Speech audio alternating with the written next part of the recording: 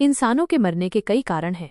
ये कारण वैज्ञानिक, धार्मिक और दार्शनिक दृष्टिकोण से अलग अलग व्याख्या किए जाते हैं। वैज्ञानिक दृष्टिकोण: शारीरिक बदलाव। जैसे जैसे हम उम्र करते हैं, हमारे शरीर में कई बदलाव होते हैं। कोशिकाएं खराब होती हैं, अंगों का काम करने का तरीका बदल जाता है और बीमारियों का खतरा बढ़ जाता है। बीमारियां: कई तरह की बीमारियां मृत्यु का कारण बन सकती हैं, जैसे कैंसर, दिल की बीमारियां और संक्रमण। दुर्घटनाएं भी मृत्यु का एक प्रमुख कारण है। बुढ़ापा एक प्राकृतिक प्रक्रिया है और यह मृत्यु का एक सामान्य कारण है। धार्मिक और दार्शनिक दृष्टिकोण: आत्मा और पुनर्जन्म।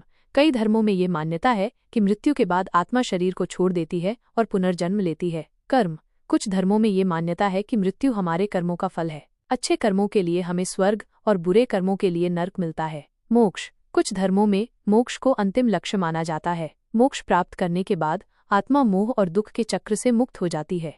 अन्य कारण: जीवन की सीमा। कुछ लोग मानते हैं कि हर जीवित चीज की एक निश्चित जीवन अवधि होती है। प्रकृति का नियम: कुछ लोग मानते हैं कि मृत्यु प्रकृति का एक नियम है और हर जीवित चीज को मरना ही है। निष्कर्ष: इंसानों के मरने के कई कारण हैं और इन कारणों की व्याख्या विभिन्न दृष्टिकोणों से की जा सकती है। मृत्यु एक जटिल विषय है और इसका कोई एक सरल उत्तर नहीं है।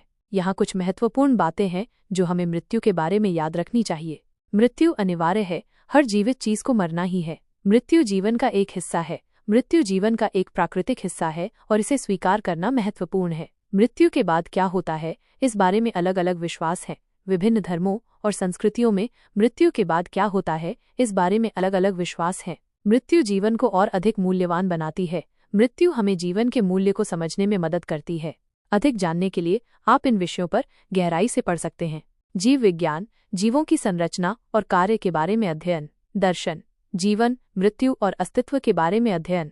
विभिन्न धर्मों और आध्यात्मिक परंपराएं: मृत्यु के बारे में इन परंपराओं के दृष्टिकोण। मुझे उम्मीद है कि ये जानकारी आपके लिए उपयोगी होगी। यदि आपके मन में कोई और सवाल हो तो बेझिझक पूछ सकते हैं।